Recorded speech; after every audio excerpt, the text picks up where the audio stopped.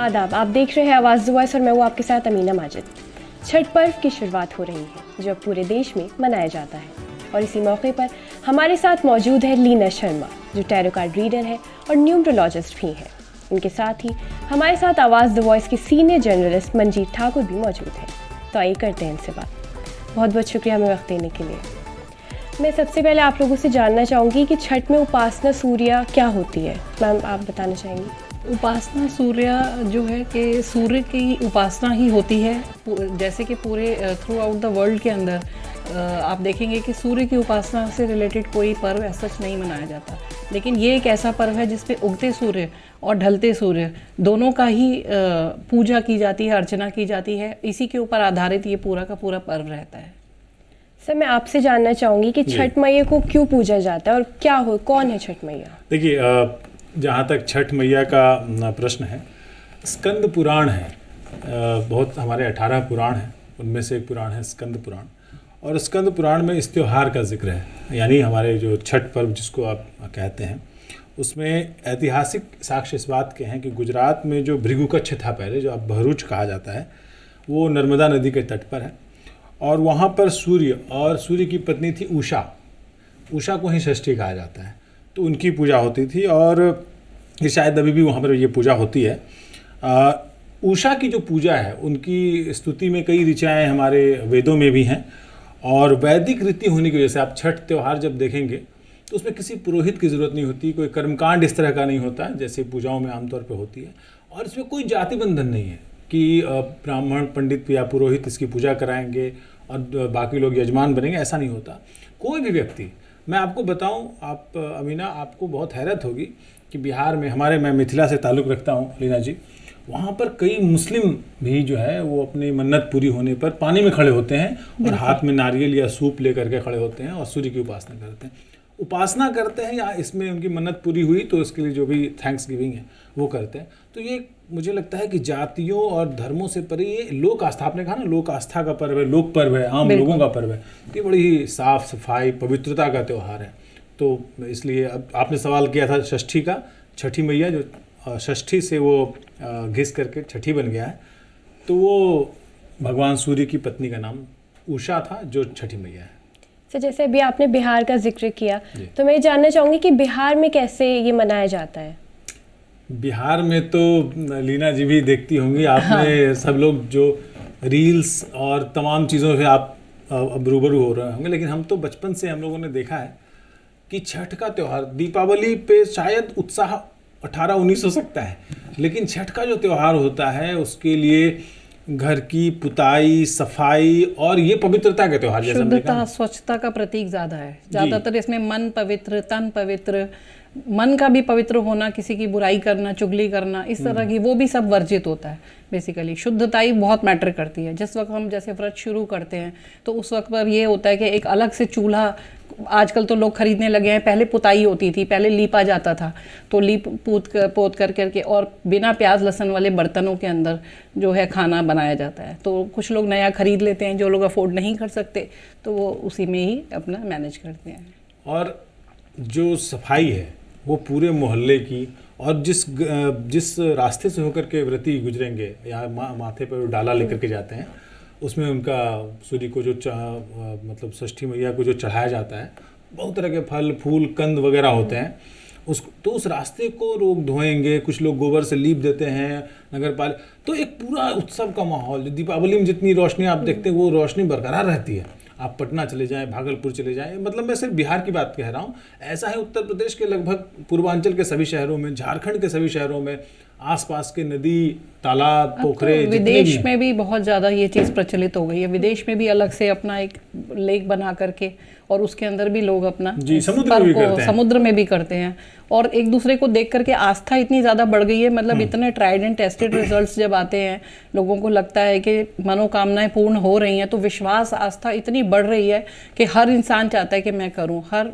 एक औरत दूसरे को देख करके आगे से बढ़ करके करती है। तो आस्था का त्यौहार बेसिकली है, शुद्धता स्वच्छता का तो है ही है। मैम मैं आपसे जानना चाहूँगी कि कौन है छठ मैया, उनके बारे में आप हमें क्या बताना चाहेंगे? छठ मैया के बारे में बहुत तरह की मान्यताएं हैं। बहुत लोग कहते हैं कि सूर्य देव की ये बहन है, कुछ लोग कहते हैं ब्रह्मा जी की ये मानस पुत्री हैं। मानस पुत्री यानी कि बिना मतलब कि वाइब्रेशंस के थ्रू जो है जो एक संतान पैदा होती है। और ये भी कहा जाता है कि जैसे कि कुंती पुत्र कर्ण थे, तो उनसे भी रिलेटेड कुछ उल्लेख इसके अंदर इतिहास के अंदर रिलेटेड है। तो और सीता मैया है, कहीं पर है द्रौपदी जो है, तो कहते हैं कि द्रौपदी जी ने जब पांडव लोग जब सारा राजपाट हार गए थे, तो द्रौपदी जी ने पूरी अपने बहुत तप से पूजा की थी छठ मैया की, और वापस उनको सारा राजपाट मिला।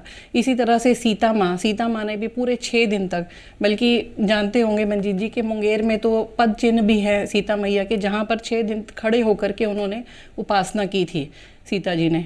तो आज भी लोग उनके दर्शनों के लिए जाते हैं। मतलब ये तो साक्षात जो है एक प्रूफ है बिल्कुल।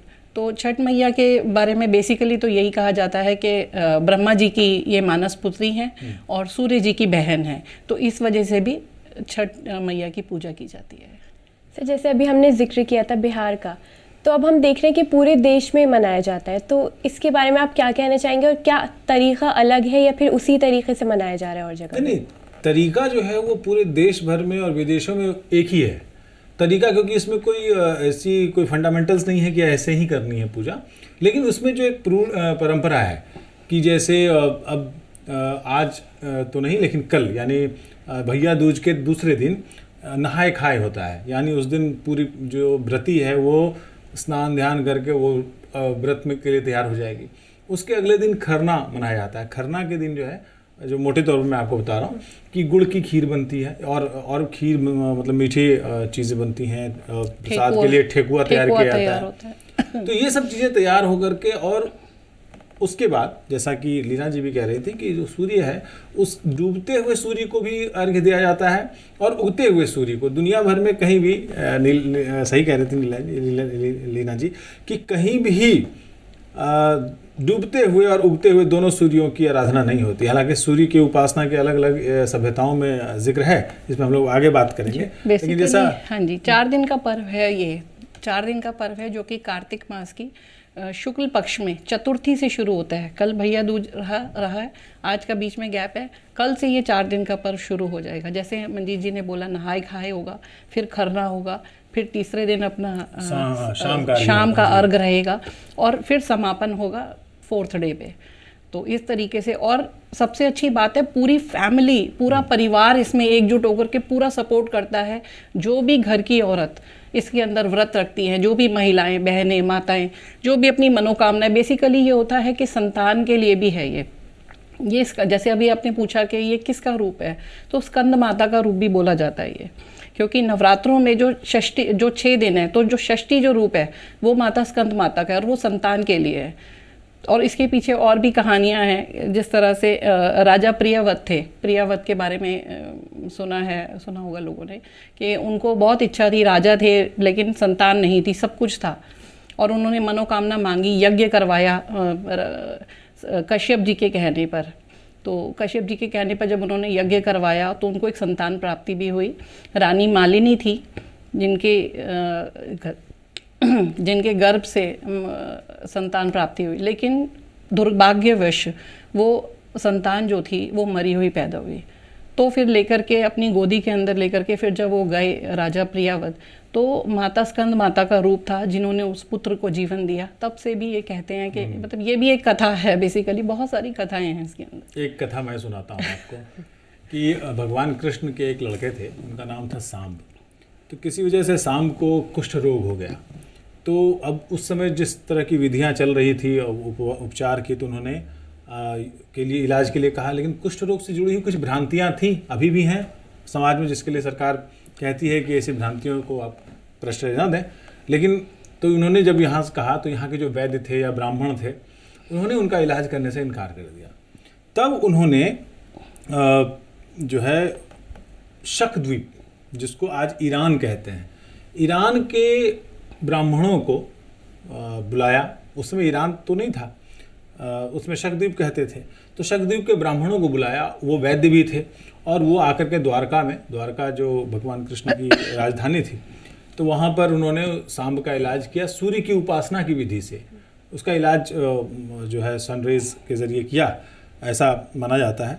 और जब बाद में द्वारका का नाश हुआ, मतलब वो डूब गई, तो वो बाकी जितने भी ब्राह्मण थे जिनको आज शाकलद्वीपी ब्राह्मण कहते हैं, वो वहाँ से उठ करके मगध या मिथिला की ओर चले गए। और कुछ एक ऐसी कहानियाँ भी हैं, कुछ ऐसे तथ्य भी हैं जिसमें ये कहा गया कि मगध से ही ये ब्राह्मण शकद्वीप यानी ईरान की तरफ गए थे विस्थापन के जरिए, और इसलिए इनको मग भी कहा जाता था। जो शाकलद्वीपी ब्राह्मणों का कुलगीत है उसको मगोपाख्यान कहा जाता है। तो इस तर्क को इससे बल मिलता है। लेकिन जो है छठ में ऐसा लगता है कि छठ जो है वो जब समाज पूरी तरह संगठित नहीं हुआ था उससे पहले के त्यौहार हैं, वैदिक सभ्यता से भी पूर्व के त्यौहार हैं, जिसको वैदिक सभ्यता जब आए तो उन्होंने जब फली फूली तो उन्होंने उन लोगों को अपना लिया। तो इसमें इसलिए देखिए आपकी, जैसा मैंने पहले भी कहा कि कोई कर्मकांड नहीं है, कोई इसमें ऐसा कोई खास मंत्र नहीं है। आप सूर्य की उपासना तो करते हैं, लेकिन ज़रूरी नहीं कि आप मंत्र कोई पढ़ें और ये करें, कोई भी व्यक्ति आगे कर सकता है। कोई जाति बंधन नहीं है, कोई वर्ण व्यवस्था नहीं है। तो ये उससे भी पहले की चीज़ है। बहुत सारे ऐसे, इसको जो अगर कहा जाए तो सूर्य की उपासना के जितने भी त्यौहार हैं, जुड़ शीतल हो, बैसाखी हो, या और भी बिहू देख लें, तो उन सब में क्या होता है कि जो आपका हार्वेस्ट है उस समय का, वो आप भगवान सूर्य को देते हैं। देखिए आप अगर छठ के नदी में घाट पे जाएंगे तो सारे लोकल फ्रूट्स, कोई पपीता नहीं है उसमें, लेकिन उसमें नींबू है, गन्ना है, मूली है, सिंघाड़ा है, पानी फल सिंघाड़ा जिसको कहते हैं, उन तरह की चीजें उनको गिफ्ट दी जाती हैं। आज वो आटे का बना हुआ लड्डू है, जौ के आटे का लड्डू होता है। तो ये सब देखिए वैदिक सभ्यता, वैदिक वेद जो है वो कहते हैं कि जौ हमारे यहाँ उगाया जाता था, यव कहा जाता था उसको। तो गुड़ और अदरक की चाय दी जाती है जो कि एसिडिटी को बिल्कुल रिमूव करती है। साइंटिफिकली प्रूवन भी है। कुछ जो इनका जो भी फूड भी है वो जो खाते हैं उस दौरान वो भी साइंटिफिकली प्रूवन है। शुगर यूज नहीं होती है, गुड़ होता है। आजकल चीनी यूज करने लगे, बट स्टिल। और इतने टेस्टी फूड की बात आई है तो फूड बहुत ज्यादा टेस्टी है वहाँ के।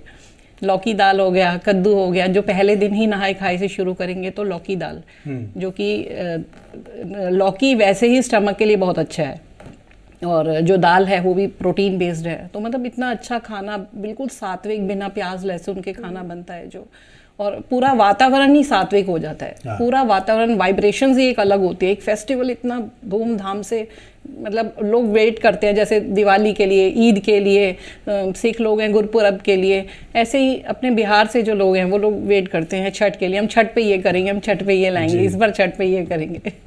तो जो कहानी मैं श्री कृष्ण वाली कह रहा था, जब वो शाकलद्वीपी ब्राह्मण मगध की ओर चले गए तो आप देखेंगे कि गंगा के दक्षिण हिस्से में, बिहार में खास तौर पे, सूर्य मंदिरों की एक श्रृंखला है। आप गुजरात से स्टार्ट करें, वहाँ से लेकर के कोणार्क तक एक बिल्कुल सूर्य मंदिरों की श्रृंखला है। तो ये जो सांब है, कुष्ठ रोग हैं, गुजरात में द्वारका है, शाकलद्वीपी ब्राह्मण है, सूर्य मंदिरों की श्रृंखला है, छठ है, और मिथिला का जो स्थानीय त्यौहार सामा चकेवा, जब भाई बहन के प्रेम का प्रतीक है। इन सबको अगर आप मिलाएंगे, डॉट्स को मिलाएंगे, तो आपको एक पूरी एक परिदृश्य में एक व्यापक तस्वीर दिखेगी, और उसमें लगेगा कि नहीं, ये तो हमारे जो समाज का जो गठन हुआ है, हिंदुस्तान के समाज का, उससे भी पहले का त्यौहार है, जिसको आप यहाँ के स्थानीय निवासियों का त्यौहार कह सकते हैं। यहाँ के जो ओरिजिनल्स आज से 10,000 साल पहले रहे होंगे, उनका त्यौहार आप मान सकते हैं। अभी आप लोगों ने सूर्य की उपासना का जिक्र किया, तो मैं आप दोनों से ही जानना चाहूँगी कि क्यों की जाती है इस दिन सूर्य की उपासना।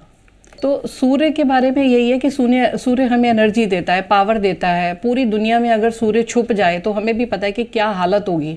तो सूर्य जो है ना, उसकी पावर है, उसको जब हम अर्घ देते हैं, इवन जब हम ढलते सूर्य को अर्घ देते हैं, तो कहते हैं कि हमारी आंखों की रोशनी भी जो है वो तेज होती है, यश मिलता है, और अबंडेंस, प्रॉस्पेरिटी, बेसिकली सभी चीज़ें हमें इसमें मिलती हैं।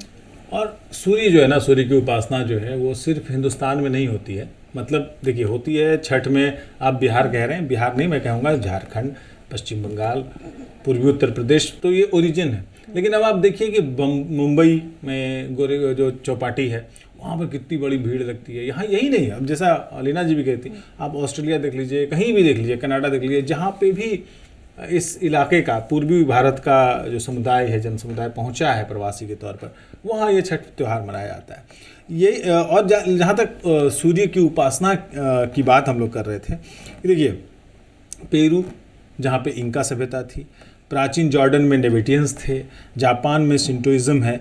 ये सब ऐसी सभ्यताएं हैं जिन्होंने सूर्य की उपासना अपने अपने तरीके से की है। नेवेटियंस थे जॉर्डन में, वो सूर्य के सम्मान में पेट्रा नाम का एक शहर भी बसाया था उन्होंने। और जैसे साउथ अमेरिका में आपका इंका सभ्यता है, वहाँ के सबसे महत्वपूर्ण देवताओं में से सूर्य देवता थे। और वहाँ की जो वास्तुकला है, जो आर्किटेक्चर है इंका सभ्यता की, जो इतिहासकार बताते हैं, उनमें से सबसे महत्वपूर्ण जो इमारतें होती थी वो सूर्य की पूजा से रिलेटेड होती थी। और इसमें बहुत ऐसे स्थान थे जहाँ पर सूर्य की जो स्थिति होती है, इसको हम लोग भूगोल की भाषा में अयनांत कहते हैं, उसको मार्क करने के लिए स्तंभ यानी खंभे बनाए जाते थे, मीनारें बनाई जाती थी।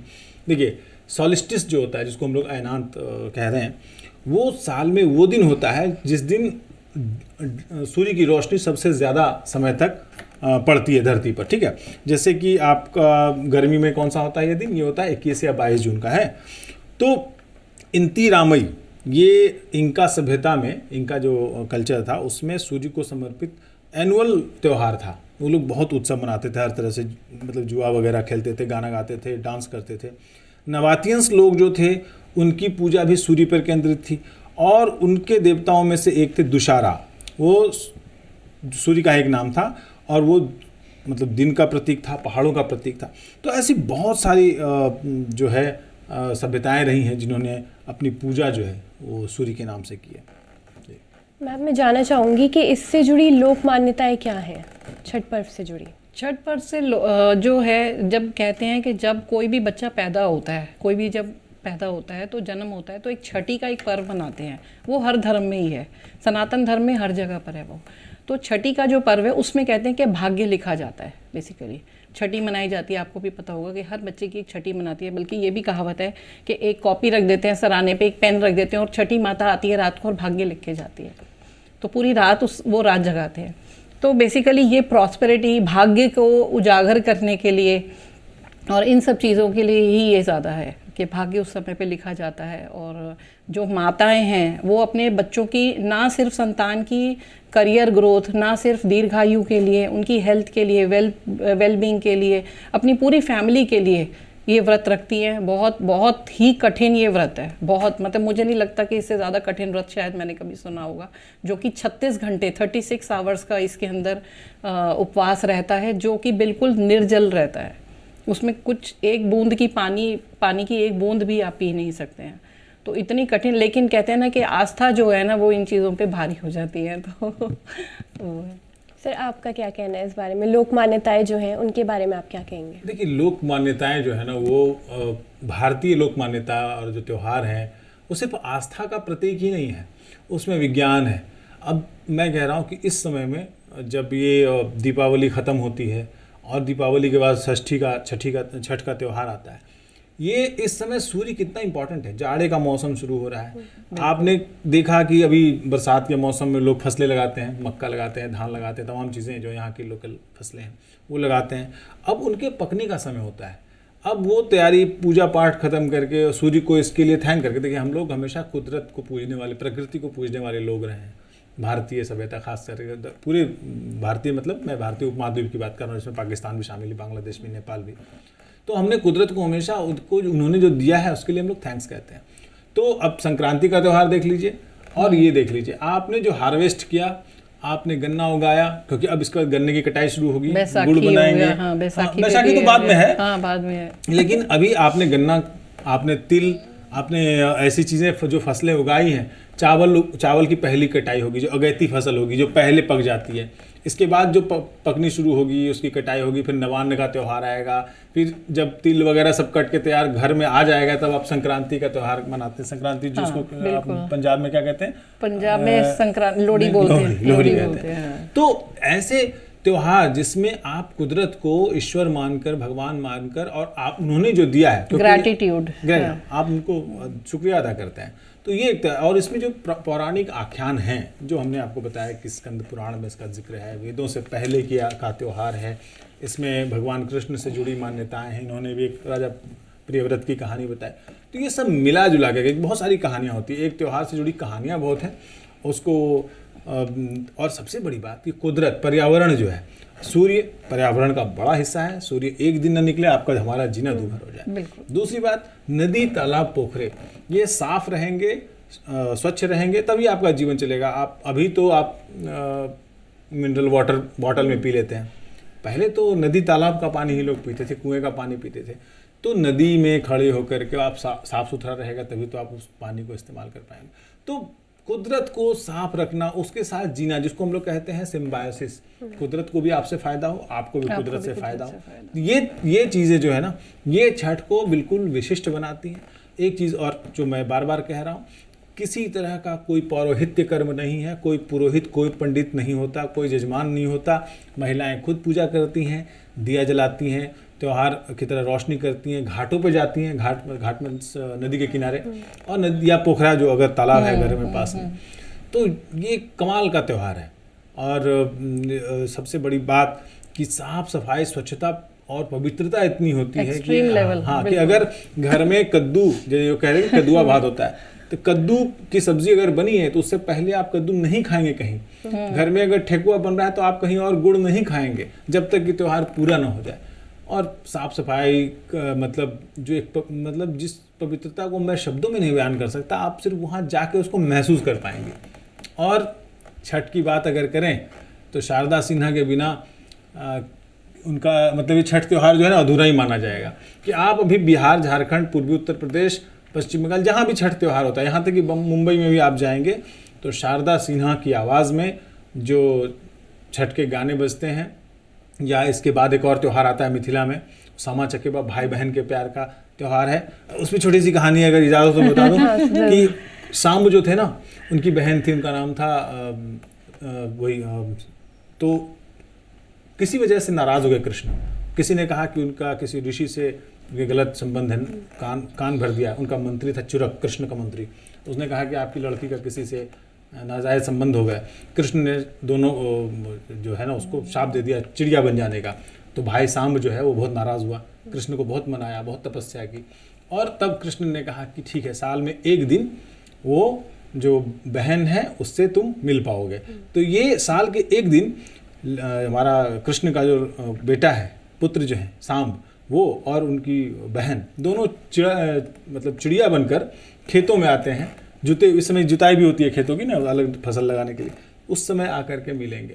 तो उस तरह के गाने भी गाते हैं। और इस बहनें जो हैं, हमारे मिथिला की जो बहनें हैं, वो जो मंत्री था चुरक, उसको चुगला, यानी जो चुगलखोर होता है, उसकी मूर्ति बनाती हैं, सन की दाढ़ी बनाती हैं और उसमें आग लगाती हैं कि इसने हमारे बहन की ज़िंदगी खराब की, हम इसको आग लगाएंगे इसकी दाढ़ी। तो लोक मान्यताएँ जो है ना, वो हमारे दैनंदिन जीवन, जो रोज़मर्रा की ज़िंदगी है, उस पर भी असर डालते हैं, हमारे त्योहारों पर भी असर डालते हैं।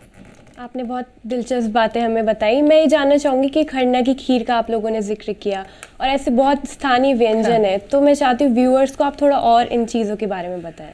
बिल्कुल, खरना की खीर जो है ना, पहले तो सुनते ही मुंह में पानी आ जाता है। खरना की खीर बनती है दूध में, चावल में, लेकिन इसमें एक अलग चीज़ जो रहती है, पहले गुड़ का रस जो है इसमें, गन्ने का रस जो है इसमें यूज़ किया जाता था, पर अब आजकल गुड़ यूज़ करते हैं उसके अंदर गोला रहता है, ड्राई फ्रूट्स रहते हैं, जो भी अपनी इच्छा, अपने सामर्थ्य अनुसार। लेकिन वो प्रसाद का क्योंकि रूप है, जब वो बनता है, क्योंकि सारे, मैंने बोला ना, पॉजिटिविटी, सभी लोगों की वाइब्रेशंस, उसके अंदर वो आस्था जो जब वो होती है तो वो एक अलग ही रूप ले लेता है। तो खरना बेसिकली ये एक वो है। ऐसे ही एक ठेकुआ करके एक डिश बनती है, डिश बोल देंगे उसको हम, मैदे में और बेसन में, उसमें भी गुड़, मैंने बोला बेसन नहीं होता, आटा होता है, मैदा, गेहूं का आटा, हाँ गेहूं का आटा, हाँ। अलग अलग आजकल कुछ रेसिपीज चेंज करने लगे अपने अकॉर्डिंगली। नए जमाने में मैं आपको बता दूं, जो ऐसे अगर आप अपने घर में खीर बना लेना तो हो सकता है और भी ज्यादा इंग्रेडिएंट्स डाल दें, लेकिन वो स्वाद नहीं आएगा जब वो प्रसाद बन जाता है, उसके बाद जब आप लेते हैं तब। और ठेकुआ जैसा इन्होंने कहा, फिर आटे के मतलब जो है एक लड्डू बनता है, उसमें गोल मिर्च का पाउडर डाल करके बनता बिल्कुल, है। तो वो सब जो ऐसी चीजें हैं ना, जो बहुत लगता है कि लौकी दाल हो गए, लौकी दाल बहुत टेस्टी लगती है। उस दिन की लौकी दाल बहुत अलग लगती है, नॉर्मली भी बनती है, बट लौकी दाल बहुत अच्छी लगती है। ऐसे ही फ्रूट्स में जैसे ईख वगैरह रहता है। प्रसाद भी मैंने देखा है कि लोग मांग करके लेते हैं, मांग करके प्रसाद लेने का भी इसके अंदर एक है। जब जिस दिन समापन होता है तो मांग करके प्रसाद, कोई जाति भेद नहीं, कोई बंधन नहीं, सब व्रती हैं, सभी उपासक हैं वहाँ पर। तो एक ये चीज़ है जो सब त्योहारों से मुझे लगता है अलग कर देती है और सबका समावेश हो जाता है सभी लोगों। आखिर में मैं आप लोगों से ये जानना चाहूँगी कि छठ पर्व के ज़रिए आप क्या संदेश देना चाहेंगे हमारे व्यूअर्स को? छठ पर्व के ज़रिए यही संदेश देंगे कि स्वच्छता का ना सिर्फ इन दिनों में, वैसे भी अगर हम अपनी पर्सनल लाइफ में भी अगर इन चीज़ों का ध्यान रखें तो हाइजीन मेंटेन कर सकते हैं। और आशा तो बनती है बेसिकली एक होने का, एकजुट रहने का, परिवार का, मिलने का। कहते हैं ना लोग देश विदेश से भी भागे आते हैं, जो लोग बाहर आईटी इंडस्ट्री में जॉब कर रहे हैं विदेश में, छठ पे वो आते हैं स्पेशली। तो वो एक मिलने का, एक मिलनसार होने का, एक होने का प्रतीक बेसिकली ये त्यौहार है। तो ये ऐसा ही बना रहे, इसमें यही मिठास बनी रहे जैसे बनी हुई है, और बहुत ही अच्छा लगता है और बहुत इंतज़ार रहता है।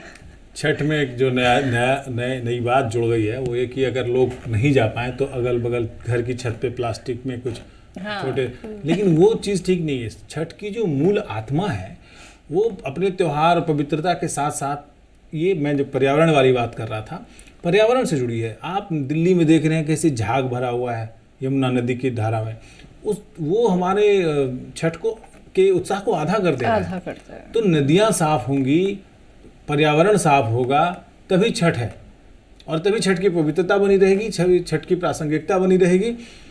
तो आम आदमी हो, सरकार हो, NGOs हों, हमारी नदियों को, हमारे तालाबों को, जिसमें ना आप देखेंगे तालाब के पास जाइए, किसी भी, मैं दिल्ली की बात नहीं कर रहा हूँ, आप दरभंगा चले जाएं, आप भागलपुर चले जाएं, आप कहीं चले जाएं, जो तालाब है उसमें प्लास्टिक, कचरा, कूड़ा सब भर रहे हैं। तो वो इसलिए नहीं कि आप त्यौहार मनाना है, आपकी ज़िंदगी के लिए नदियाँ, तालाब, पोखरे बहुत अहम हैं, जो वाटर बॉडीज़ हैं उनको बचाए रखिए। यही इस त्यौहार का संदेश है, क्योंकि आप सूर्य की उपासना कर रहे हैं, आपको इस धुएं में, स्मॉग में आपको सूर्य नहीं दिख रहे हैं उगते हुए, देर से दिख रहे हैं स्मॉग से, तो हवा साफ रखिए। तो यही इस पर्व का, इस त्यौहार का मूल संदेश भी है, और यही मेरी अपील भी है कि आप अपने पर्यावरण को साफ रखिए, अपने नदियों को साफ रखिए, उसमें झाग नहीं दिखना चाहिए। झाग मिटाने के लिए स्प्रे करना बहुत फौरी उपाय है, हमेशा के लिए। बहुत नदी तो ऐसी हो चाहिए कि आप पानी पी सकें, उसका सीधे साफ करने की जरूरत ना पड़े, लेकिन ऐसा नहीं हो सकता, लोग नहा के बीमार पड़ रहे हैं। बहुत बहुत शुक्रिया हमें वक्त देने के लिए। आज के एपिसोड में हमने छठ पर्व से जुड़ी बहुत दिलचस्प बातें जानी। ऐसी और भी वीडियोस के लिए देखते रहिए आवाज़ द वॉइस।